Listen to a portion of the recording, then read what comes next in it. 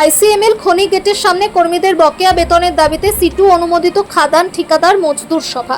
শুক্রবার সকালে 6 দফা দাবিতে বারাবণী থানার অন্তর্গত আইসিএমএল খনি গেটের সামনে কর্মীদের বকেয়া দাবি আদায় এবং বেআইনি ছাঁটাইয়ের প্রতিবাদে সোচ্চার হলো সিটু অনুমোদিত খাদান ঠিকাদার মজদুর সভা। এদিন বিক্ষোভ দেখানোর পাশাপাশি গণ ডেপুটেশন কর্মসূচি পালন করে এই শ্রমিক সংগঠন।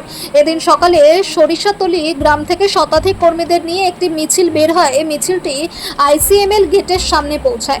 এদিন বিক্ষোভ শেষে খনি কর্তৃপক্ষের কাছে একটি স্মারকলিপি জমা দেওয়া হয় শ্রমিক সংগঠনের তরফে। অপ্রীতিকর ঘটনা এড়াতে সমগ্র খনি চত্বর পুলিশি নিরাপত্তায় মুড়ে ফেলা হয়েছিল। এদিন শ্রমিক সংগঠনের পক্ষ থেকে 6 দফা দাবি রাখা হয়েছিল, যেগুলি হলো বারাবণী লিংক রোডে কাজ থেকে বসিয়ে দেওয়া 43 জন শ্রমিককে অবিলম্বে কাজে পুনর্বহাল করতে হবে। আইসিএমএল খনিতে কর্মরত সমস্ত শ্রমিককে হাই পাওয়ার কমিটির নির্ধারিত সুপারিশ অনুযায়ী বকেয়া মজুরি দিতে হবে। 2026 সালের বার্ষিক বোনাসের হার 15% উন্নীত করতে হবে। খনি শ্রমিকদের বন্ধ হয়ে যাওয়া সমস্ত সুযোগ সুবিধা ও অধিকার পুনরায় চালু করতে হবে।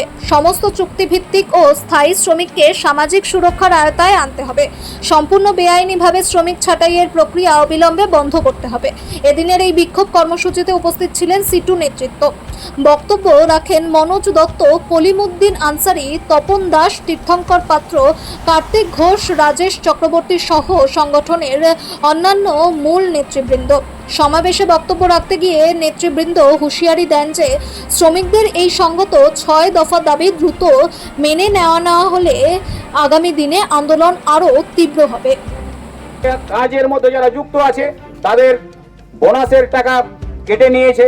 একটা যেটা বেসিক, সে বেসিকের উপরে বোনাসটা দিয়েছে কেবল 8.33ও দেয়নি, তারা একটা বেতনেরও দেয়নি। 19% তো ছেড়ে দিন। তাছাড়া আমাদের যে 34টা ছুটি ছিল সেই 34টা ছুটি কেটে শেষ করে দিয়েছে। আমাদের মাত্র 15টা ছুটি ধার্য করেছে, যেটা আমাদের আনলিভ। সেই আনলিভ ছাড়া আমরা আর অন্য কিছু পাই না। সেই ছুটিগুলো দেয় না তারা। সেই ছুটিগুলো যারা কাজ করে যায় তাদের পয়সা দিয়ে দেয়, আর যারা অ্যাবসেন্ট করে তাদের তো আর বলার কিছু নেই, তাদের বেতন থেকেই কাটা যায় সব কিছু। ধন্যবাদ লালসালাম।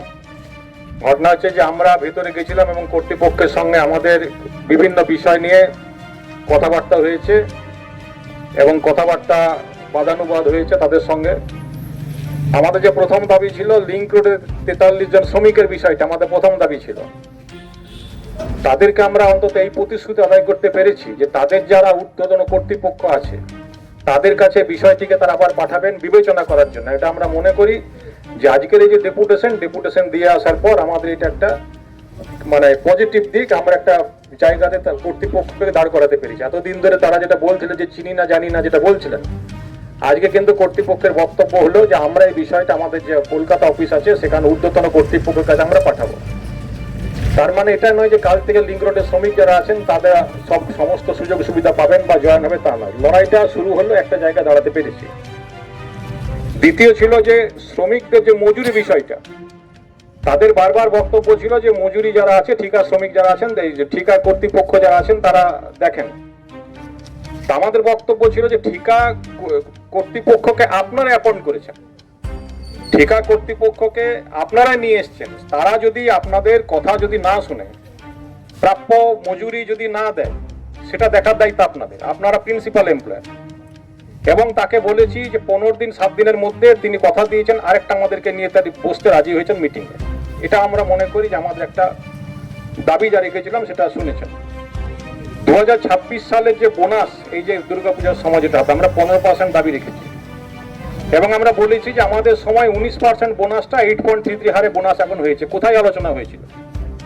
তার কারণ দীর্ঘ 15 বছর এমন একটা সরকার পশ্চিমবঙ্গে ছিল, তার খেসারত আমাদের শ্রমিকদেরকে দিতে হয়েছে। ঘরে বসে বসে কোনো দাদা ছিলেন, সে দাদার হচ্ছে গিয়ে অনেক রকম ব্যাপার ছিল, আমি এখানে বলতে চাইছি না।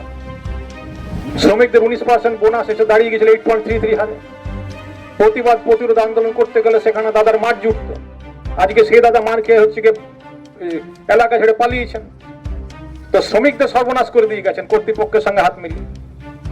আমরা বলেছি শ্রমিককে সর্বনাশ করবেন না, যা করছেন করুন।